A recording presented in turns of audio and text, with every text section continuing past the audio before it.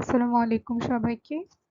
তো আজকে আমরা যেই প্যাসেজটা পড়বো সেটা হচ্ছে ইউনিট 1 এর লেসন 3, যেটার নাম হচ্ছে hour ethnic friends.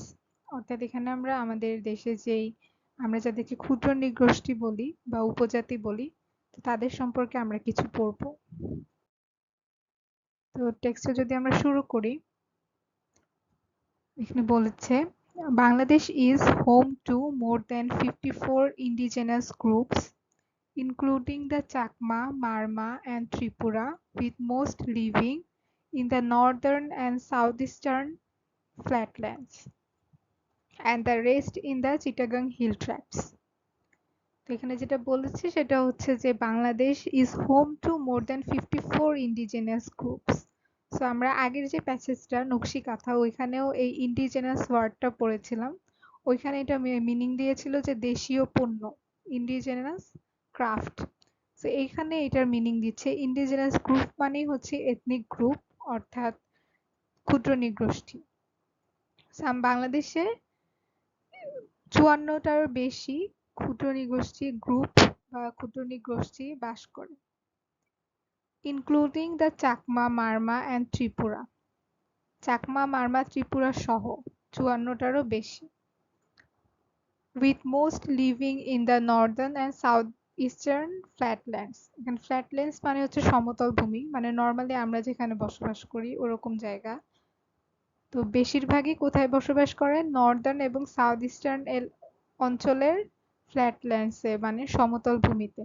And the rest in the Chittagong hill tracts, এবং বাকিরা চট্টগ্রামের যে পার্বত্য এলাকা আছে বা পার্বত্য চট্টগ্রামের যে পাহাড়ি এলাকা আছে সেখানে বসবাস করে। They have distinct lifestyles, economic practices and belief system. সেখানে এই ডিস্টিংক্ট মানে হচ্ছে স্বতন্ত্র বা নিজস্ব। তাদের নিজস্ব লাইফস্টাইল বা জীবন পদ্ধতি আছে, ইকোনমিক প্র্যাকটিসেস অর্থাৎ অর্থনৈতিক প্রথা আছে বা অর্থনৈতিক নিয়মাবলী আছে, অ্যান্ড বিলিফ সিস্টেম এবং নিজস্ব ধর্ম আছে। This groups speak at least 35 distinct languages. এই যে নৃগোষ্ঠীগুলো আছে বা এই জাতিগুলো আছে, তারা অন্ততপক্ষে ৩৫টা ভিন্ন বা স্বতন্ত্র ভাষায় কথা বলে। Adding to the countries cultural richness, যেগুলো কি করে? কান্ট্রিজ মানে আমাদের বাংলাদেশের যে ঐতিহ্য আছে ওই ঐতিহ্যকে সমৃদ্ধ করে। হাউএভার, যাই হোক, many of this languages are endangered. এখানে অনেক ভাষাই কি বিলুপ্তির পথে বা এন্ডেঞ্জার্ড, ক্ষতির মুখে। As the dominance of Bangla, বাংলার যেই আধিপত্য আছে, অ্যান্ড মডার্ন সোসাইটাল প্রেশার্স, এবং আধুনিক সামাজিক যে একটা তারা চাপের মুখে আছে, সেটা কি করছে? Push them towards extinction. Extinction মানে হচ্ছে ধ্বংসের পথে বা শেষের পথে। তো এই যে আধুনিক আধুনিক যে সমাজের একটা প্রেশার আছে এবং বাংলার যে আধিপত্য আছে, এইটার কারণে কি হচ্ছে যে তাদের এই যে ঐতিহ্যটা এইটা ধ্বংসের মুখে বা হুমকির মুখে পড়ে গেছে। A global issue known as language death, যেটাকে কি বলা হয়, যেটা একটা গ্লোবাল ইস্যু বা এটা হচ্ছে বিশ্বব্যাপী এরকম চলে আসছে বা বিশ্বব্যাপী এটা একটা কনসার্নের ব্যাপার, যার নাম হচ্ছে language death. The UN warns that, UN মানে হচ্ছে ইউনাইটেড নেশন অর্থাৎ জাতিসংঘ সতর্ক করেছে যে মেনি ইন্ডিজেনাস ল্যাঙ্গুয়েজেস, অনেক ওই ক্ষুদ্র নৃগোষ্ঠীর ভাষাসমূহ আর ডিসঅ্যাপিয়ারিং, বিলুপ্ত হয়ে যাচ্ছে বা হারিয়ে যাচ্ছে। With one dying every 2 weeks, যদি এটাকে হিসাব দেওয়া হয় তাহলে কি হয় যে প্রতি 2 সপ্তাহে একটা করে ভাষা মারা যাচ্ছে বা হারিয়ে যাচ্ছে।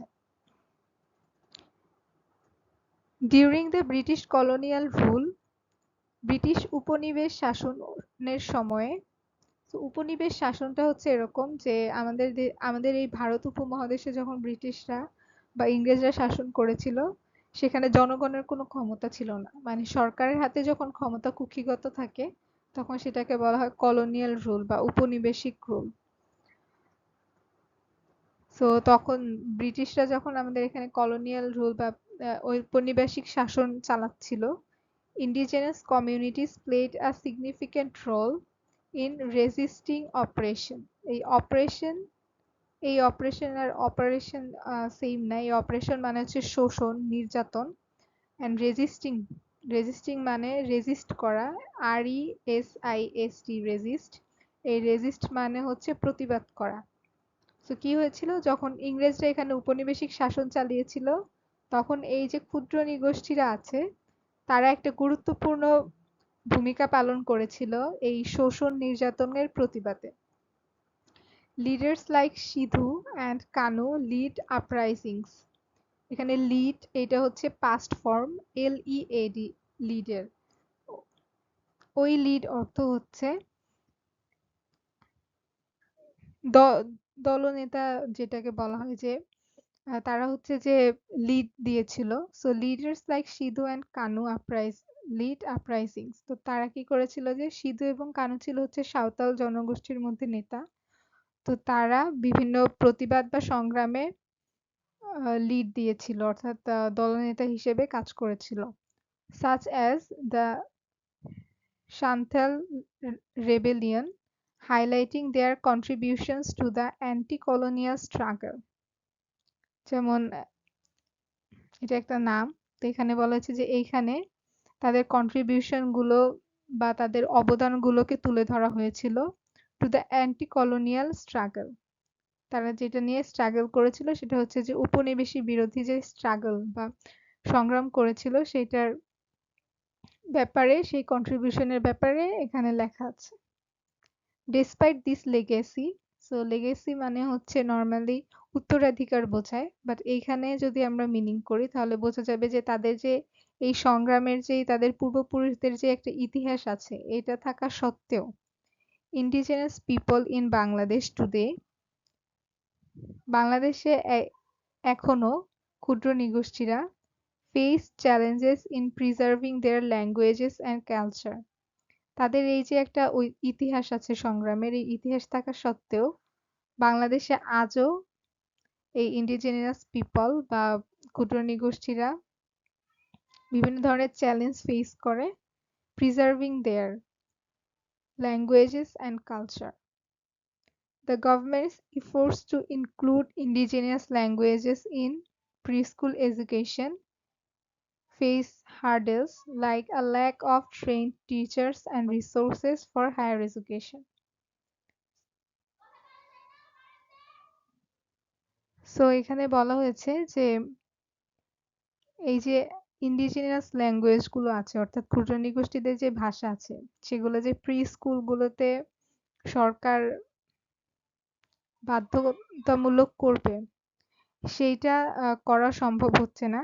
কারণ হচ্ছে যে অনেক প্রশিক্ষণপ্রাপ্ত বা যোগ্যতা যোগ্য শিক্ষকের অভাবে, and resources for higher education, এবং উচ্চশিক্ষার জন্য যে রিসোর্স গুলো দরকার সেগুলোর জন্য। Additionally, the 1957 construction of the Kaptai dam, পাশাপাশি আরেকটা যে ঘটনার কথা বলা হয়েছে সেটা হচ্ছে 1957 সালে কাপ্তাই বাঁধের যখন কাপ্তাই বাঁধ যখন স্থাপন করা হলো, ফান্ডেড বাই USAID। এটা হচ্ছে ইউনাইটেড নেশনের একটা সংস্থা USAID, ওরা হচ্ছে অর্থায়ন করেছিল এই কাপ্তাই বাঁধ নির্মাণে, and built by the Pakistani government, এবং এটাকে নির্মাণের উদ্যোগ নিয়েছিল বা নির্মাণ করেছিল হচ্ছে পাকিস্তানি সরকার। Displaced thousands of people in the hill tracts, তার কি করেছিল ডিসপ্লেস করেছিল, অর্থাৎ তাদের স্থানচ্যুত করেছিল বা বসবাসচ্যুত করেছিল তাদের হিল ট্র্যাক্টস অর্থাৎ পাহাড়ি অঞ্চল থেকে। Submerging their homes and farmlands under the Karnaphuli river. কি হয়েছিল ওই বাঁধ নির্মাণ করার সময় তাদের যে বাড়িঘর এবং তাদের যে কৃষি জমি ছিল সেগুলো পানির নিচে ডুবে গিয়েছিল কর্ণফুলী নদীর পানির নিচে। Disrupting their livelihoods and cultural connections to the land, তো এটার ফলে কি হয়েছিল যে ডিসরাপ্টেড হয়েছিল, অর্থাৎ ক্ষতিগ্রস্ত হয়েছিল। তাদের বসবাস বা জীবন পদ্ধতি এবং তাদের কালচারাল কানেকশন আমাদের দেশের মাটির সাথে তাদের যে ঐতিহ্যের সম্পর্ক সেটাও ক্ষতিগ্রস্ত হয়েছিল। This history of displacement and ongoing marginalization continues to affect indigenous communities in Bangladesh. তো এই যে একটা ইতিহাস আছে ডিসপ্লেসমেন্ট মানে ওই যে বাস্তুচ্যুতি করার বা বসবাসের স্থান থেকে তাদেরকে যে তাড়িয়ে দেয়া অ্যান্ড অনগোয়িং এবং প্রচলিত মার্জিনালাইজেশন মার্জিনালাইজেশন মানে বঞ্চিতকরণ অর্থাৎ তাদেরকে সব ধরনের অধিকার থেকে বঞ্চিত করার যে ব্যাপারটা continues to affect indigenous communities in Bangladesh এটা এখনো বাংলাদেশে চালু রয়েছে